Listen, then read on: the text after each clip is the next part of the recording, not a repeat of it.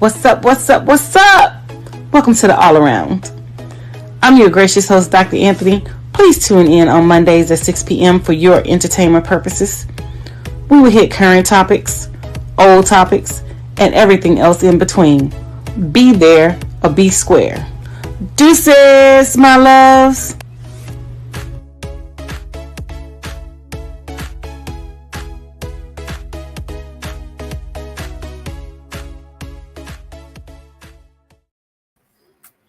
Hi, welcome to another great episode of the All Around. I am your host, Dr. Anthony, and we have some very interesting topics that we are going to discuss today. Unfortunately, comedian and pastoral co-host Ida Bullock will not be in the house tonight. She had a death in the family, so we want to send out our warmest and sincerest heartfelt condolences to her and her family at this present point in time. So without any further ado, I want to bring out producer, Mr. Mark Lee, so we can get these hot topics underway and start discussing these things. How are you? I'm doing good. Before we get to the hot topics, I understand that you've been away for a while. You've been enjoying trips and all of that, but I guess the trips haven't been as enjoyable as you were thinking they were going to be because apparently there is a new breed of folks of a different culture out there and all along those lines. So I know that some people think about deliverance and all of that. So maybe you ran into the deliverance folks and all in that kind of way and all in that space because definitely it seems like you had a different experience than some other people have when they go and deal with the whole nature of Hollywood and all along those lines, or even cruises, because I do know that you were enjoying the foreign trips. But apparently, it's a new breed of folks over there in Europe, and I didn't know that because I've been to Well, I Europe. mean, technically, I didn't really go to Europe. I went to Australia, but yeah, it's a new breed of folks. I wouldn't necessarily say in Sydney. I did enjoy the time that I spent in Sydney. I met wonderful people over there. Aretha, she's in my Black Girls in Luxury group. So we're international, we're nationwide. So when one of us travel and one of the other members is in the group, we always try to link up and show each other love. So that was an amazing experience and hanging out with her and touring Sydney and taking pictures and the zoo and going to the aquarium. So that was super amazing. I love Sydney, love Sydney. Now the cruise, on the other hand, that was a whole different experience, a whole different, eye opener. Um, it's just, yeah, it was different. The whole thing, we have, Caucasians here. I'm acclimated, tolerate, the Caucasians here. And, I engaged, but they're Caucasians.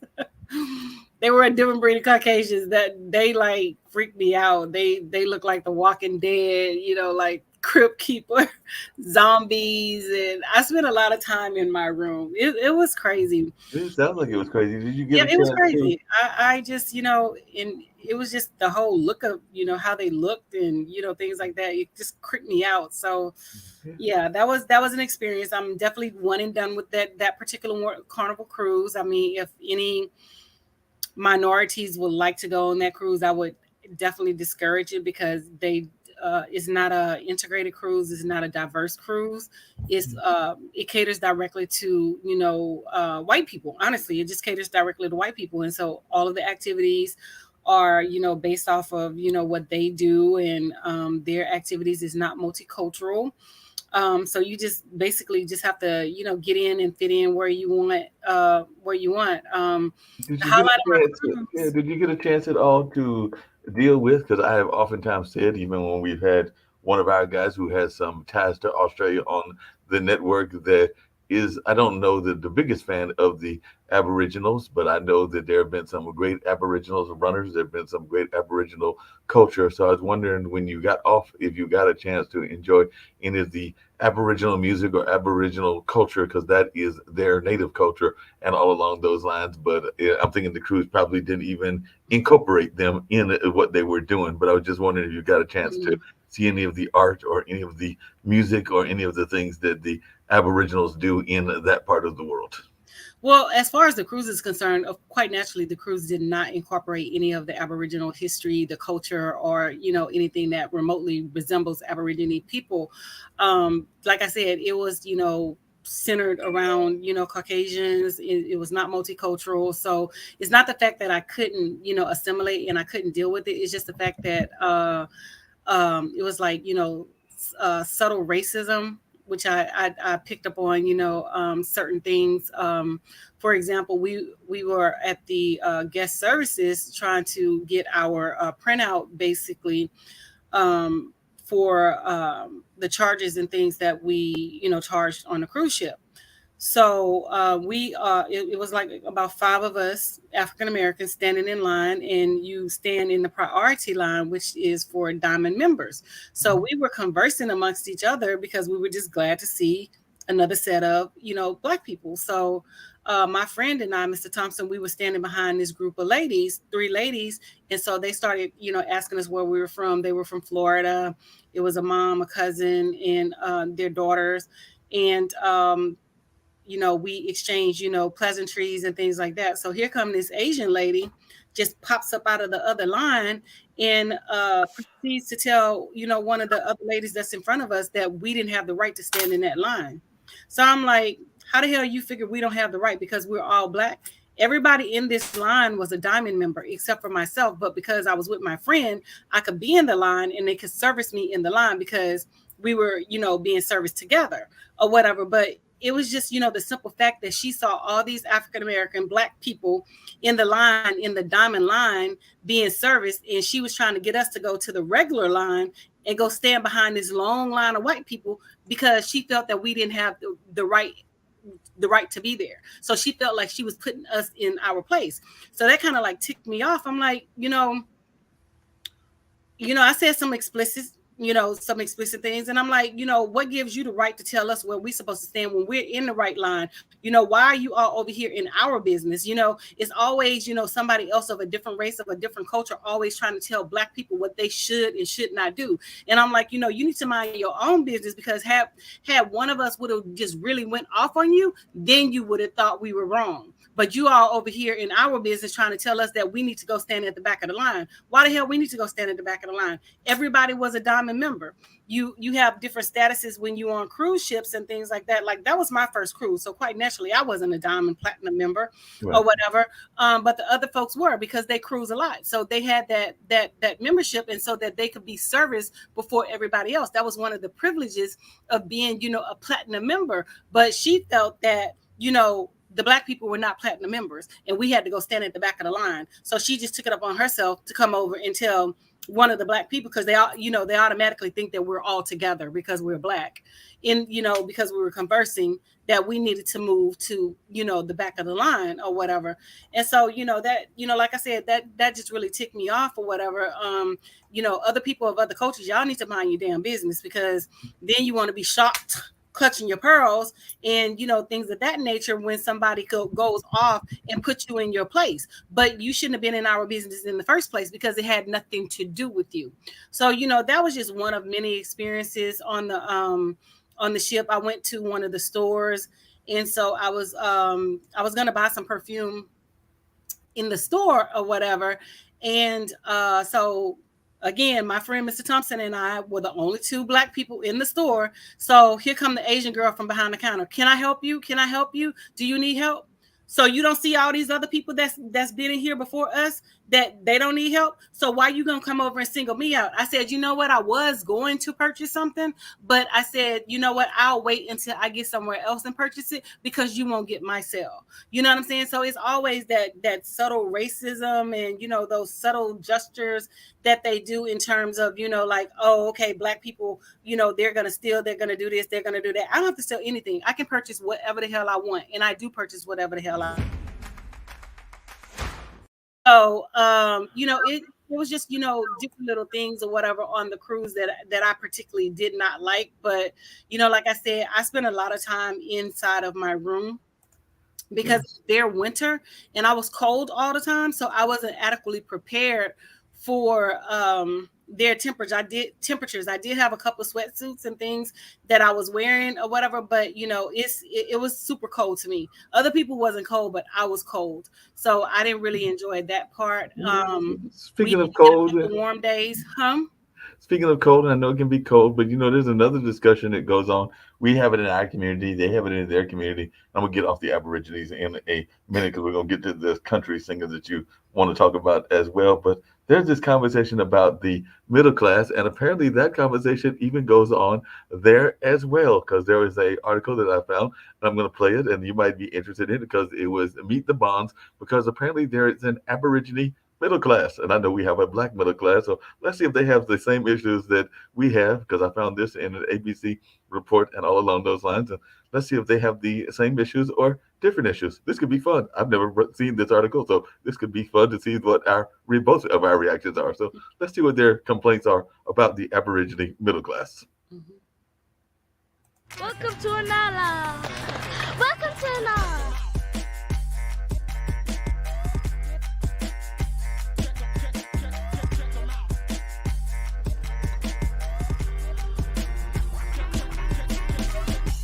I'm here in the Brisbane suburb of Inala. It has one of the fastest growing Indigenous populations in the country. Historically, some people have called it a rough area, but others have appreciated the cultural diversity and strong sense of community.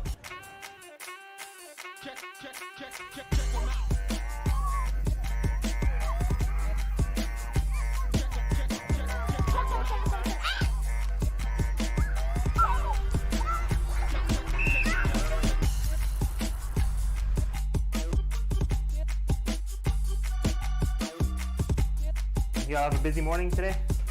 Yes, it's so cool.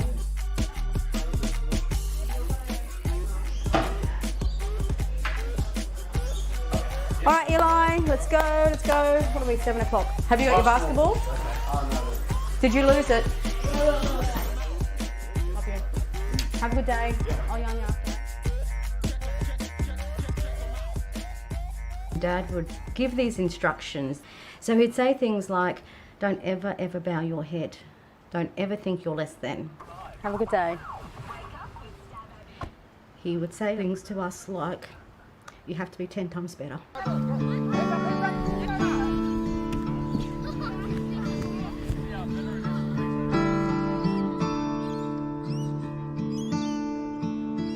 thought maybe if I joined the police service that I might be able to change those certain situations where, instead of a person being arrested, that they could be dealt with in a different way.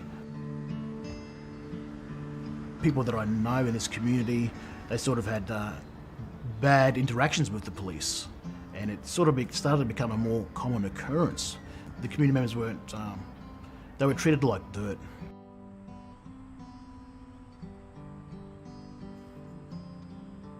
He was talking about the community and what the police have to do and stuff, and then he called the community monkeys.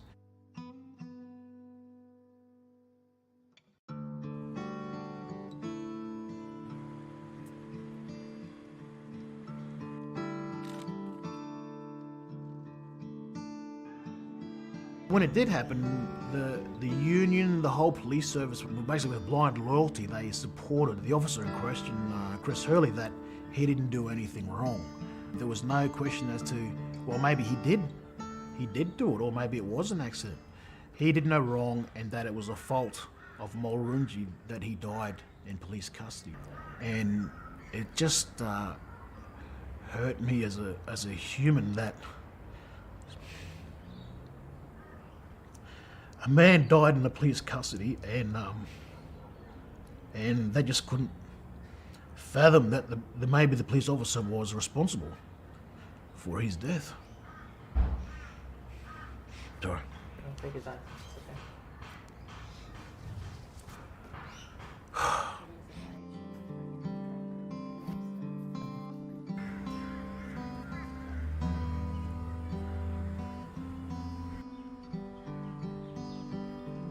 He went to work each day, and today wasn't celebrated, it was mocked. I married a football star, this strong, confident person, and as the years went by, I couldn't recognise my own husband.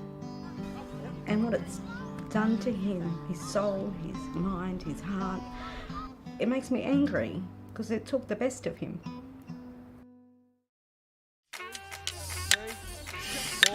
You're gonna sing and then you move.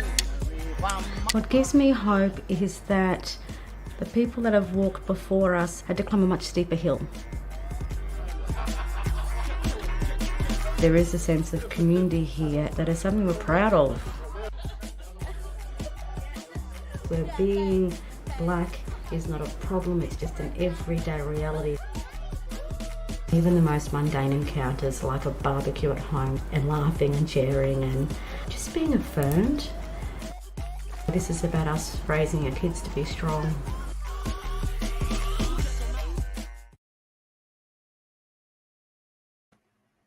These violence and other things right in other cultures, including Australia, which you got to visit. It looks like they were having some similar issues to some of the things that we've had right here in the US and everything, even how people aren't correctly affirmed and all along those lines. So don't know your thoughts about what you heard, but I was going like, hey, this sounds like some of our issues as well.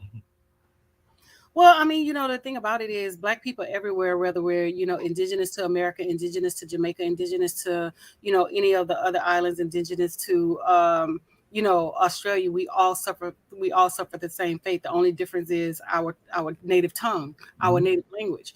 But the experiences are the same. The racism is the same because of the color of our skin, because we have, melanin and we are melanated people. So, that has not changed. And the Aborigine people have been, suffering at the hands of white Australians for, like a long time, because when they colonized the Australian continent or whatever, they killed a lot of the Aborigines, just like they did, the Native Americans and blacks when, they went into, like Jamaica, the Caribbean, the US, the Americas and things like that or whatever. So it has not changed, and the racism has not changed. And the only way that it's going to change is, through systematic changes. Once they start, getting arrested and things like that. And so that's why we have to put the pressure and keep the pressure on and keep the hammer down when it comes to, like them doing wrongdoings and them, killing black people. Because, my thing is white people, you just got to do right. You got to listen. That is not the case. You know what I'm saying? Because you people do more egregious things than black people, and they don't shoot you in the back. They don't run down and chase you, and even if they are running down chasing you, you're not getting shot in the back. Your child can argue with the police. Your child can state their position and make it home. Our children cannot.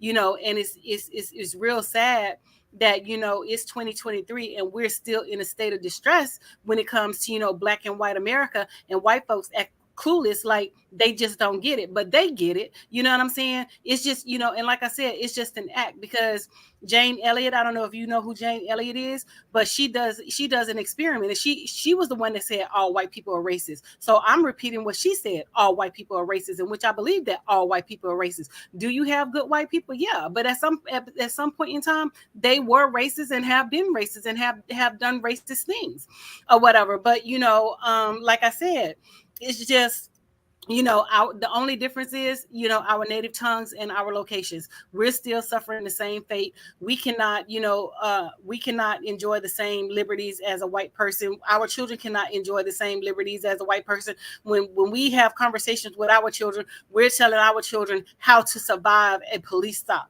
When they're having conversations with their children, they're telling their children, go out and enjoy life. And that's something that, we as black people, we have not been afforded to. And so, just because they're Aborigines doesn't mean that, their life is, different from ours, from our own.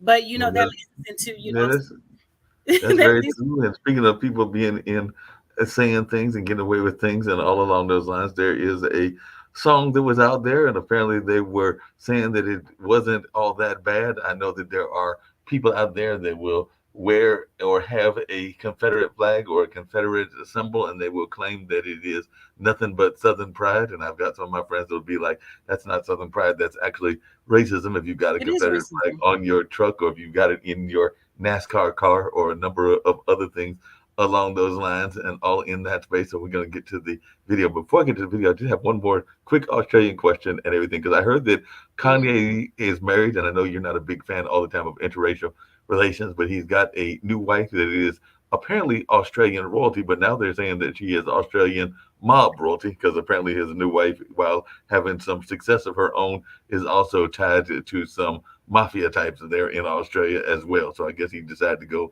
and grab the gangster types from Melbourne, not Sydney, but another part of Australia. But I did see that in the news recently that his wife is apparently, now there are some folks that are looking back into her family's history and saying that she might be like similar to the family from The Godfather, but their version of it, and all in that space, because apparently they have some history with both heroin, drugs, and some murder charges and some other charges that might put her in a less than favorable light.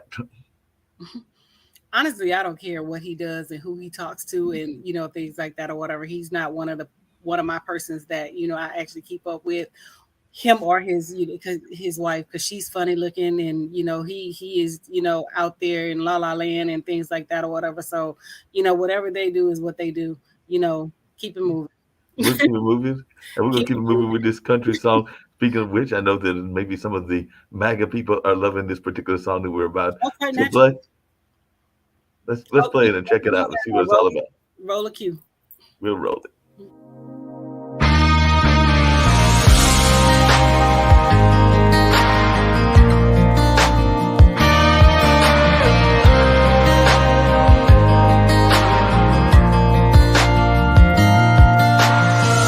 Sucker punch somebody on a sidewalk, carjacking old lady at a red light, pull a gun on the owner of a liquor store.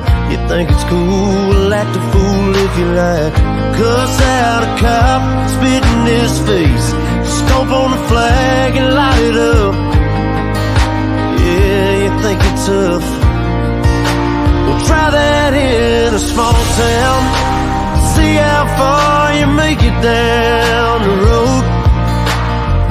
Around here we take care of our own. You cross that line, it won't take long for you to find out. I recommend you don't. Try that in a small town.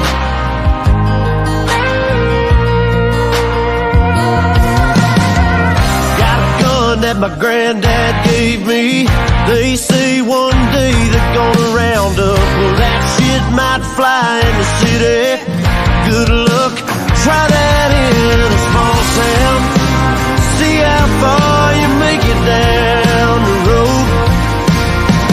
Around here we take care of our own. You cross that line, it won't take long for you to find out. I recommend you don't.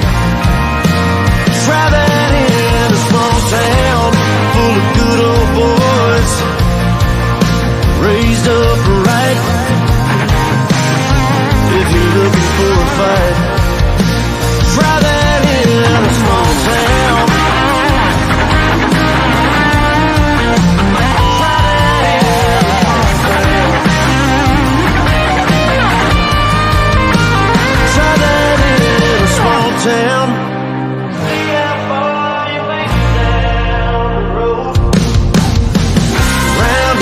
Take care of our own. You cross that line, it won't take long for you to find out. I recommend you don't. Try that in a small town. Try that in a small town. Ooh, try that in a small town.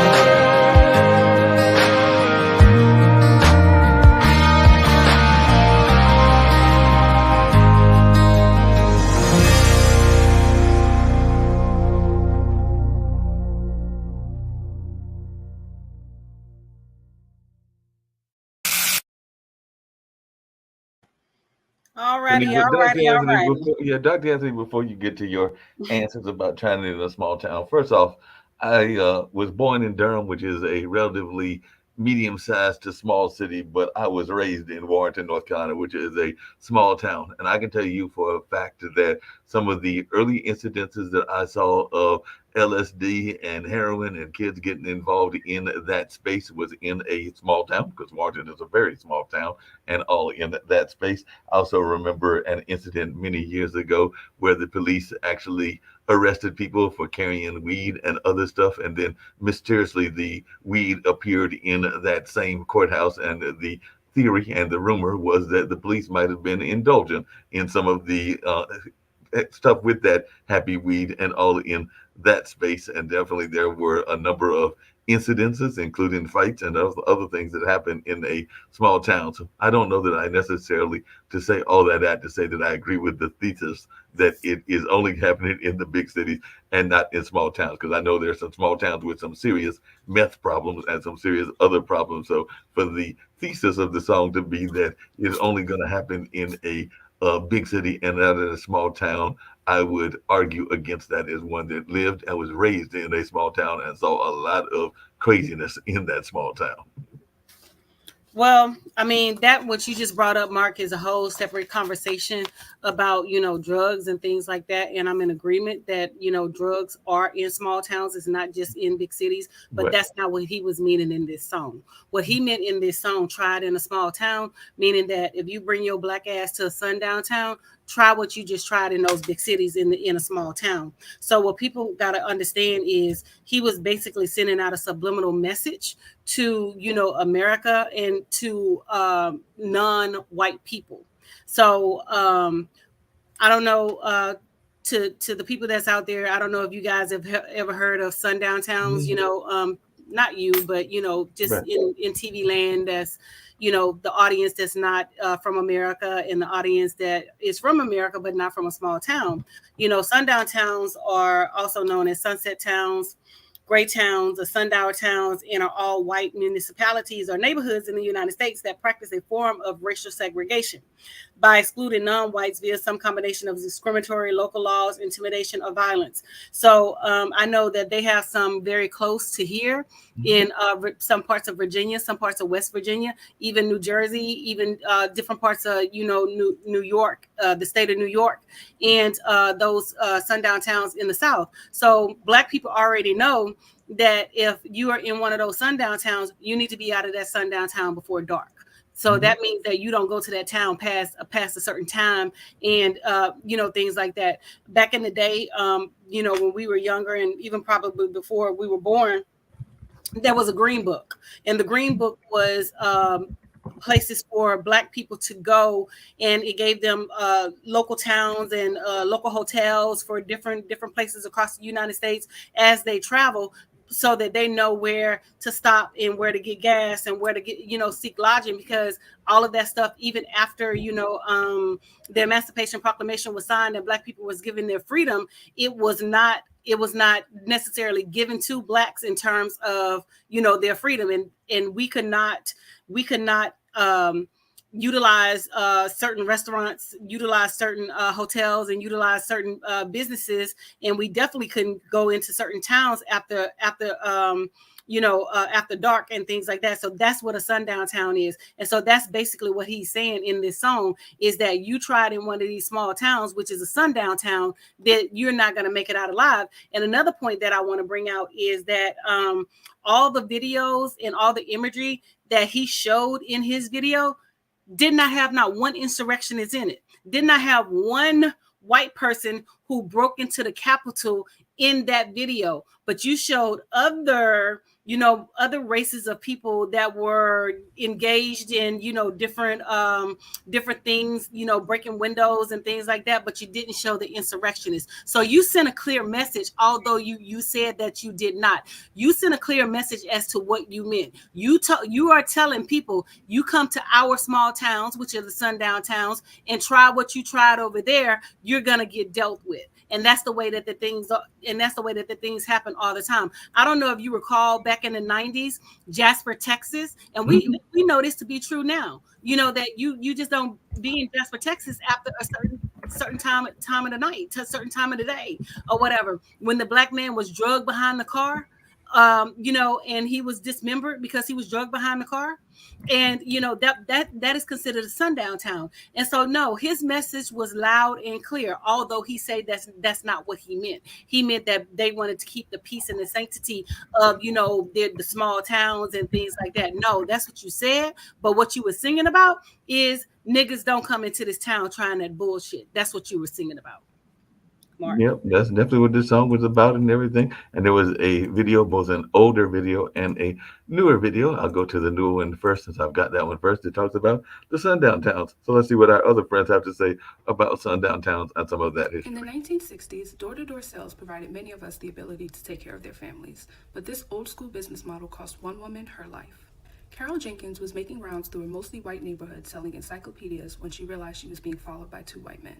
The sun was going down and Jenkins was in trouble. She approached a black-owned home and asked if she could step inside to make a phone call to the police. After a few hours, the police reported that they could not find the men Jenkins claimed were stalking her. The homeowners offered to let Jenkins sleep over for the night because white residents there still harassed blacks who dared to be seen after dark. She didn't want to burden them, thanked them for their hospitality, and left. Less than an hour later, she was stabbed to death by two white men wielding screwdrivers. She was only 20 years old when these men brutally took her life. She was a victim of sundown laws which forbade black people from being seen after dark. For decades, there was not a single investigation or conviction in Jenkins' case. However, her killer would eventually be brought to justice 34 years later, making the end of the mystery of her death and new beginning for her family. Evil may exist in this world, but it never truly prevails. So, I mean, you have to, take it back historically. When they came up with these laws to protect them, protect white women, and I discussed this on a previous show, how they came up with these laws to protect white women because they were killing black babies at a high rate, because they're seeing the face of their husbands on these little black children, and so they use it as correcting. So because you were correcting a black person or you were correcting an enslaved person, you could correct the person and you received no punishment. So they were killing them at such a high rate. They had to do something to protect them in to keep them, from, I guess, being blamed or whatever, or, charged and things like that or whatever. And, and I tell people all the time, it wasn't necessarily the white men who were the problem in slavery. It was the white women. And the white women has a long history of being problematic. It shows through their voting record. It shows through their actions. It shows through, their everyday, dealings. We call them Karens now, but, even the Daughters of the Revolution, when, they didn't want the opera singer to sing, Marian Anderson. Marian Anderson, you know what I'm saying? So they have a long history of, being who they are, and that's what they are. They are Karens, but they are, they are the face and the brains and the know-how behind the Ku Klux Klan and things like that. They can say what they want to say, but the voting records don't lie. You put Trump in office, although you knew he was a pedophile and a sex offender. You put him in office. You voted against. Yes, you voted against your own best interest. You put other people in office and you voted against your own best interest. And then when they came up with the Supreme Court, when they overturned Roe versus Wade, then you wanted black women. Oh, black women, we need to step up. No, we don't need to do nothing, because this is what you did. Because your voting record, show that who you voted for. You protect the entity of white supremacy and things like that, because that's your livelihood. So when your husband, your boyfriend, and all of those people are over there beating the hell out of your ass, let them continue to beat the hell out of your ass, and we're not gonna say nothing. We're gonna step back and take two seats. Well, speaking of taking two seats, let's look a little bit more of the history of sundowns. And I did have another political question for you and everything, but let's listen to another more of the history. By the time Missouri Governor Jay Nixon went on television yesterday to announce the midnight curfew for residents of Ferguson, we'd already gone off the air here on MHP. But friend of the show, Dorian Warren, who was with me at my table yesterday, stuck around and joined my colleague TJ Holmes at his table during the news conference. After it ended, Dorian weighed in on the historical precedent to what the governor had to say. What you just said, Raul, when the sun goes down, here is the historical context for this. If you were black in an all-white town, you could not be in that town when the sun goes down, and it was a threat to your safety. Historian and author James Loewen, the man who literally wrote the book on sundown towns, uncovered thousands of these towns that existed in the United States throughout the 20th century. By some estimates, as many as 10,000 sundown towns had sprung up across the country by 1970. Some where the warning to African Americans not to let the sun go down on you was an unspoken rule that spread by reputation. Others where the warning was explicitly spelled out in signs posted along the highway or at the town or on the county line. But all of them, whites-only spaces where being black after dark could mean arrest, harassment, assault, or worse. In 1968, 21-year-old Carol Jenkins was selling encyclopedias door to door in the sundown town of Martinsville, Indiana, when she was stabbed in the chest with a screwdriver and left to die in the street. So for African-American travelers, making the choice about where to stop for food, gas, or a bathroom break, or rest for the night was potentially a life or death decision. And it is in part what prompted the publication of this, the Negro Motorist Green Book. This handy guide let African Americans on the road know where they could find safe harbor and where they need to steer clear of the threat of white violence in sundown towns. The Green Book started to become obsolete when the passage of the Civil Rights Act of 1964 outlawed racial discrimination in public accommodations.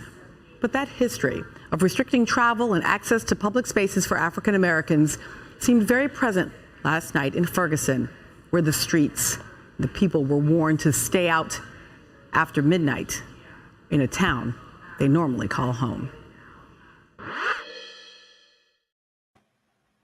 Back to in Ferguson, but it definitely explains that. And by the way, here in Hayti, which is where I'm at today, we have a wall called the Legacy of Hayti that talks about the history, and there's actually an entry, and I think it's an entry from the Green Book that talks about some of the businesses that were listed even from here that were considered safe businesses, because Durham was definitely one of the stops that was listed on the Green Book. And I think if I'm remembering correctly, that there is actually a listing that is there. And I know the Green Book tour actually came here not that long ago and all in that space. So definitely it is people that are remembering that part of our history and definitely remembering that as well.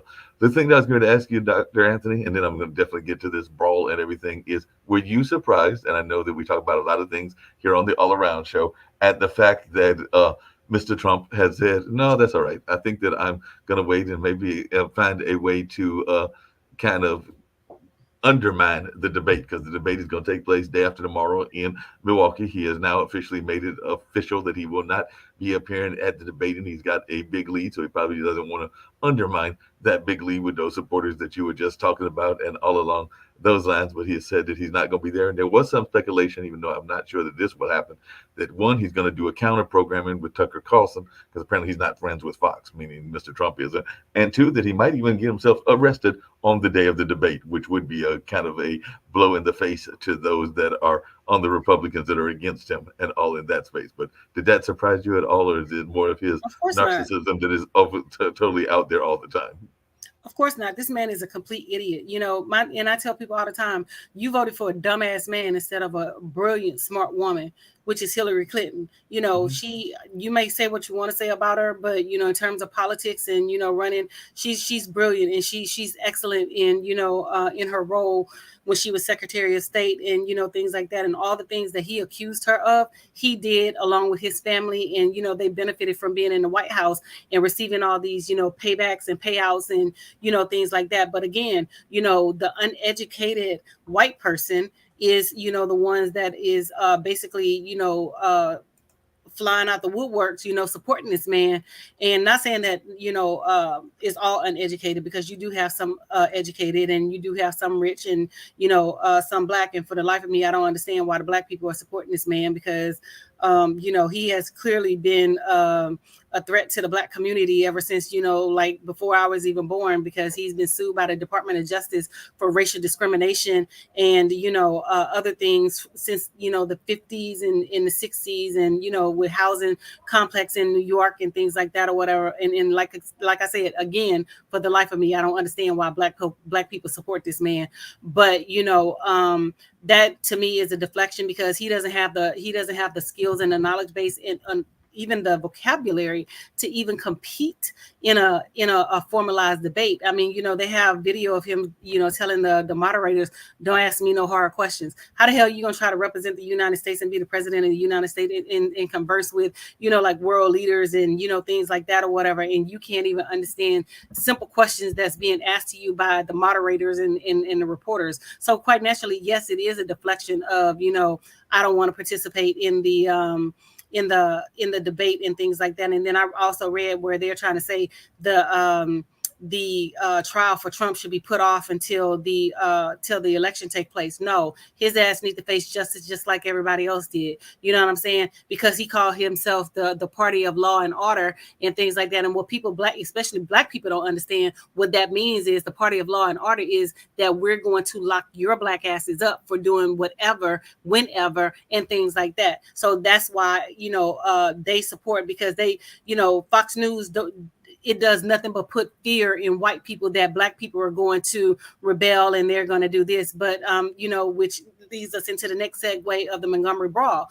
Black people are tired of, being the recipients of the brunt end of, the aggression of white people. So yes, they need to stand up and they need to fight back, and they need to do this.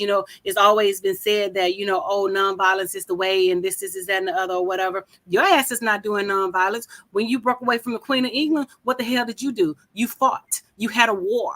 You know what I'm saying? Anything that you do, you fight. You had a war. You had the insurrectionists on January 6th trying to overturn the election. You had the, the same insurrectionists in Michigan trying to overturn the governor's race and things like that. That y'all put a bounty on the governor's head because she was a Democratic governor. So that's what you do. You fight. And so guess what? We replicated your playbook. So we're going to fight. We're not our ancestors where we're going to stand back. And I'm not saying that our ancestors were weak, because they were not. Everything was strategic about, what they did and things like that. But we're just more aggressive than our ancestors. And we will move faster with, 1, 2, right, left, and a kick and a punch. You know what I'm saying? In that regard. And that showed in the Montgomery Brawl. Roll the tape.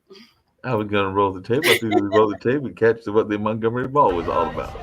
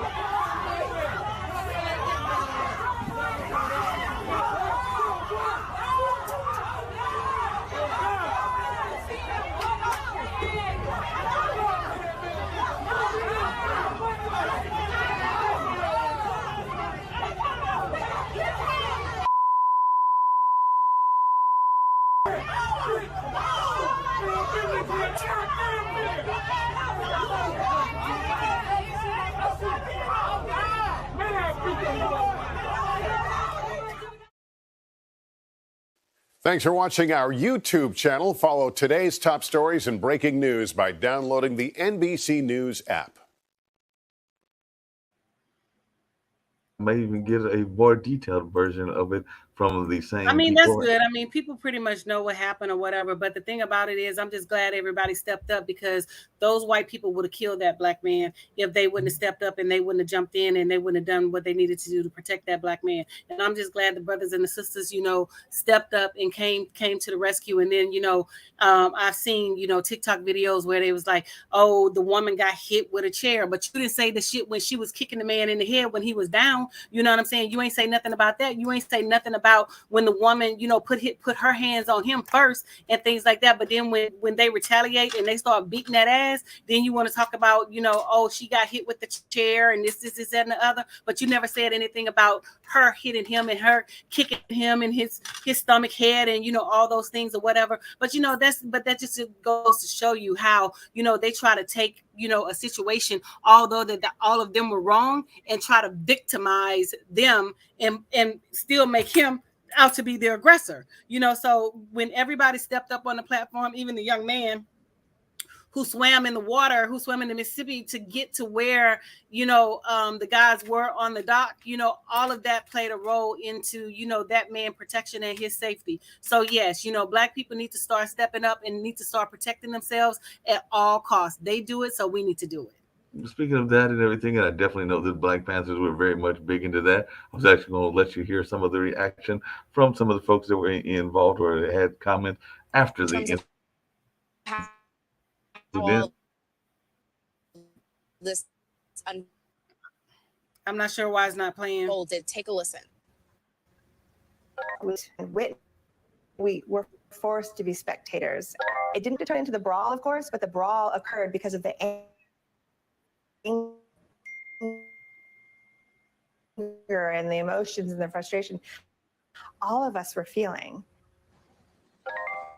He's talking about in that last is that once the riverboat does, that you see several people on the pontoon, and then we see the fighting erupting again. This time there appear to be more than a dozen people involved. At one point, a woman is thrown into the water. There is also footage appearing to show someone being hit by a chair. So just an incredibly disturbing event. And as you mentioned, the mayor is now speaking out about this. I want to play a little bit of what he said, or read a little bit of what he said in a statement saying the Montgomery Police Department acted swiftly to detain several reckless individuals for attacking a man who was doing his job. Warrants have been signed and justice will be served. Those who chose violence will be held accountable by our criminal justice system.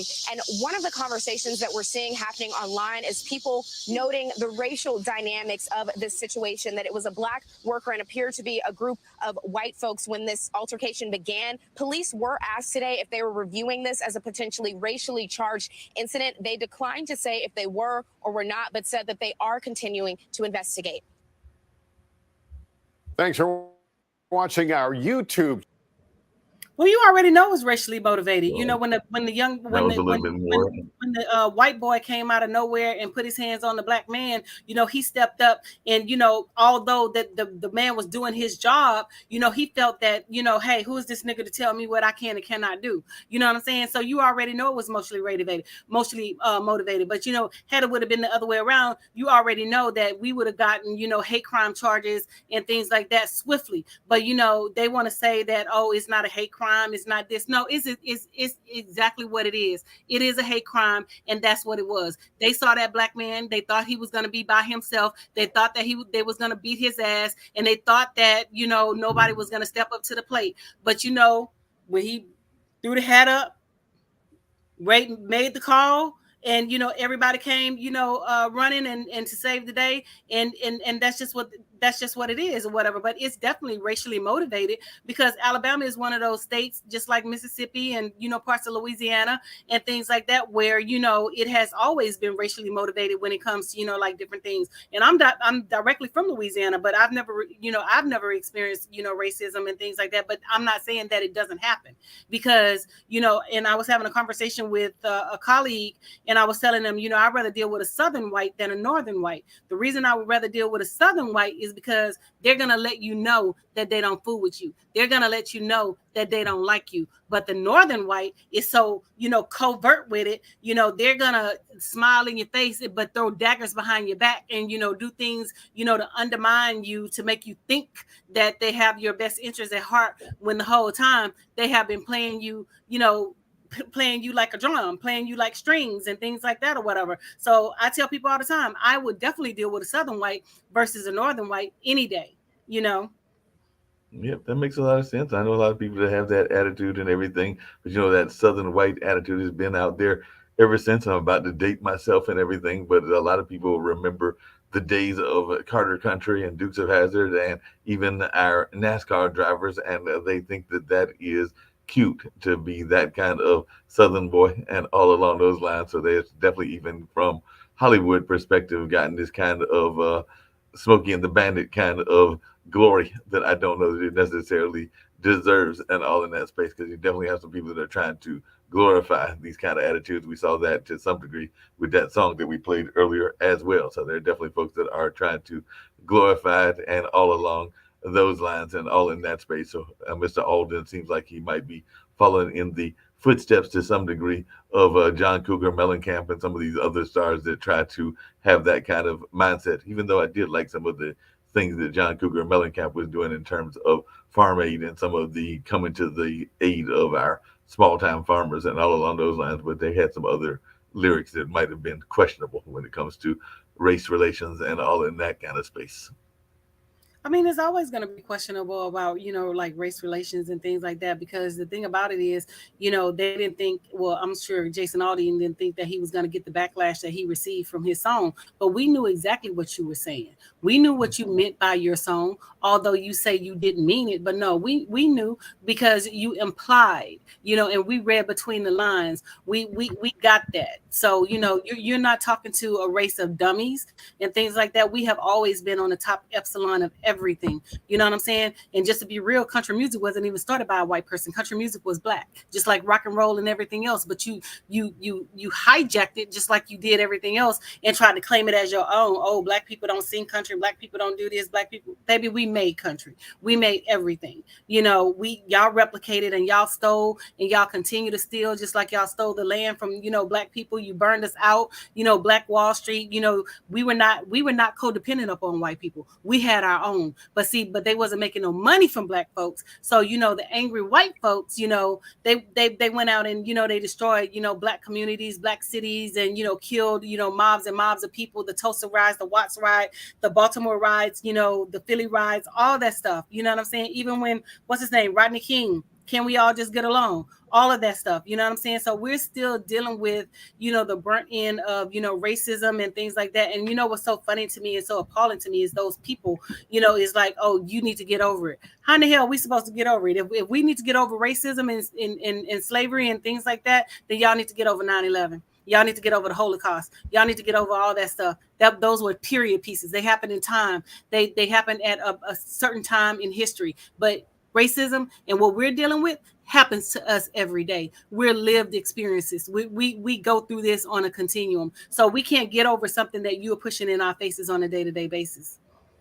Yeah, but apparently there is a TikToker named Danny Collins that apparently is going after Mr. Alden and some of the others. So apparently he is definitely saying that some of the things that is being out there, that he is wanting a honest conversation about what is being done and all along those lines. So I'm going to see if I can find this and see what folks have, because apparently he wants an honest conversation and around race and other things. So that is what he is saying. And maybe there's a counter, because he is saying that there's a new Jim Crow and all in that space. Not saying that I agree with what this man is saying, but let's see what Danny Collins has got to say, because apparently there's a whole debate going on in TikTok, and I'm thinking that we might have some counters to what he's got to say as well. So I'll see what Mr. Collins is talking about, since he wants an honest discussion. At least that's what he claims. Maybe we'll invite him onto our show and see how honest he really wants to have. Or maybe Mr. Alden wants to come on the show as well, because I don't know about you, but I'll take a debate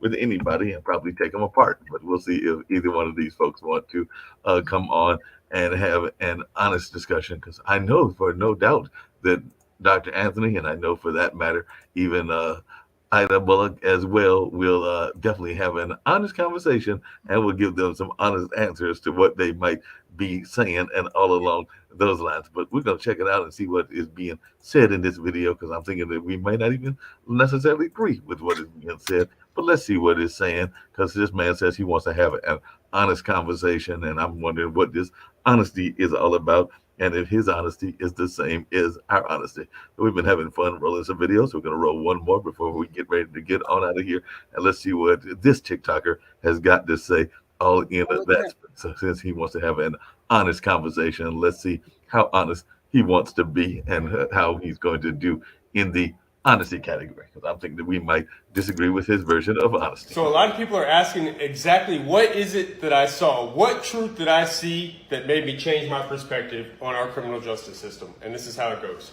So a person of color in the United States during the Jim Crow era faced disenfranchisement, second-class citizenship, barriers to voting, barriers to education, barriers to employment, and barriers to housing. Then in the United States, we passed the 1964 Civil Rights Act, the 1965 Voting Rights Act, that said that we can no longer do this, discriminate based on skin color. 21, what is the only label that we can legally discriminate against, that we can legally disenfranchise, relegate to second-class citizenship, have barriers to voting, barriers to education, barriers to employment, barriers to housing? If you guessed right, in 2021, convicted felons are the only people we are allowed to legally disenfranchised. Now, do you believe it's a coincidence that 1 in 3 African American males now carry this label of convicted felon as opposed to 1 in 17 white males that carry this label of convicted felon to legally be disenfranchised? If you answered yes to that question, let's look at what's happened between the Jim Crow era and 2021. We've had a 700% increase in our United States prison population. We've gone from 300,000 inmates in 1970 to 1.8 million today and as high as 2.3 million. So in spite of crime rate dropping, our prison population skyrocketed. And it was because we had the law and order agenda. And the law and order agenda increased police spending but decreased our education funding. And by doing so, we created the school to prison pipeline. We also created the war on drugs, which we now know is a war on people. In 1986, we passed the Anti-Drug Abuse Act, which differentiated between powder cocaine and hard cocaine, which we now know disproportionately impacted people of color. We also had the 94 crime bill with the Truth in Sentencing Act, which led to higher incarceration rates and harsher sentences for people of color. And once I saw all this, my perspective changed, because I know that Jim Crow era never ended. Racism never ended. It just evolved into what we now have as the new Jim Crow, modern day slavery. Well, I mean, he's not saying anything that's new or whatever. We've been saying this. It's just coming from a white boy. You know what I'm saying? Well, a white man. It's just coming from him. We've always stated this. We've always known that, these things happen. And, we've always, addressed the school to prison pipeline. We've always addressed the penal system. We've always addressed the crime bill. We've always addressed, all of these things or whatever. But, that's just what it is. It is the new terms of, like slavery, and it is the new Jim Crow. Like I said, we never stopped being discriminated against. We never stopped being, hurt by the system and things like that. You may not do it, overtly.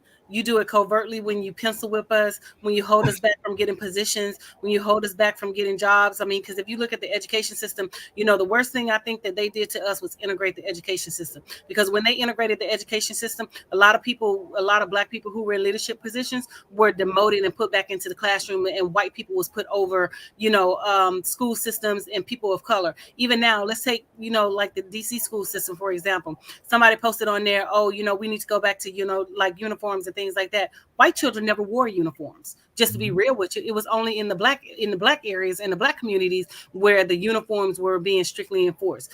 So my thing is, so if you're enforcing uniforms, why can't the white children wear uniforms? Why can't the white children, suffer the same fate that the Black people children are suffering? But we already know the answer to that, because these are little Black boys and little Black girls. So, they don't really care about, the education of them, and, they're not even pouring money into it, because if you look at, it's called the Robin Hood tax or whatever. If you look at how they disseminate the money, most of the money goes into the white neighborhoods and into the white schools, and then the Black schools are poorly funded. So therefore, you don't have enough resources, you don't have enough educators, and so our children suffer to a greater degree. And how our children suffer to a greater degree is also that road to the prison, which is the school to prison pipeline, which is also fueling the private prison systems. When they started, decriminalizing, marijuana and things like that, the private prison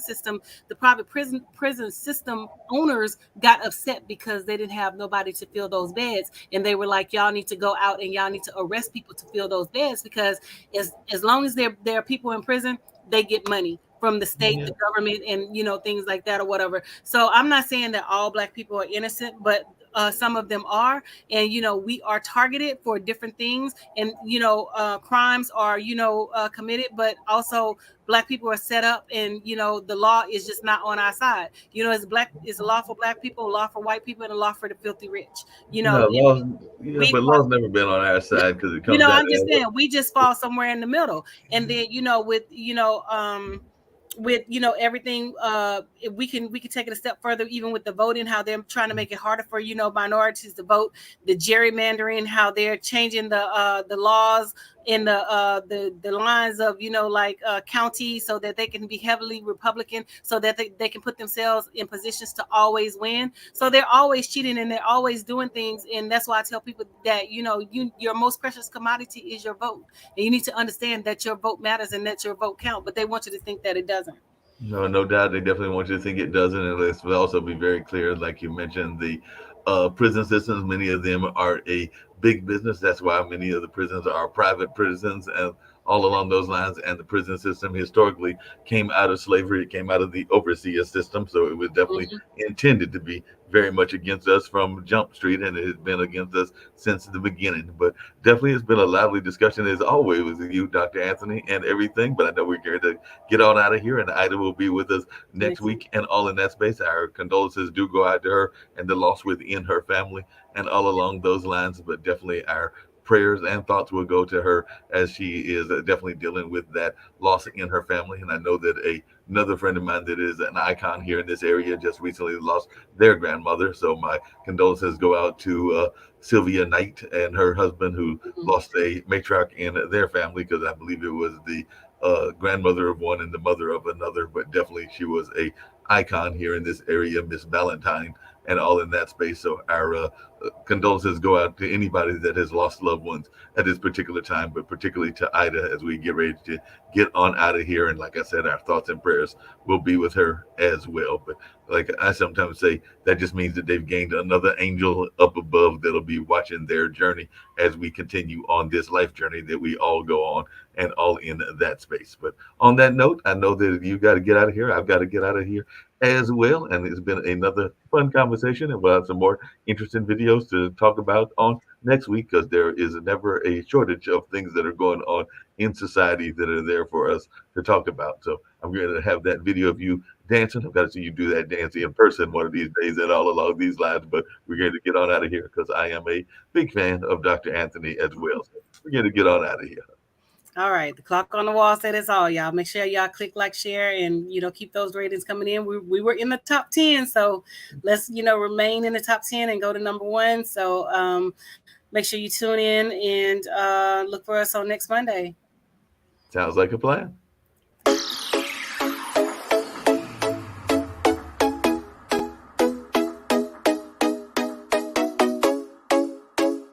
What's up? What's up? What's up? Welcome to the All Around. I'm your gracious host, Dr. Anthony. Please tune in on Mondays at 6 p.m. for your entertainment purposes. We will hit current topics, old topics, and everything else in between. Be there or be square. Deuces, my loves.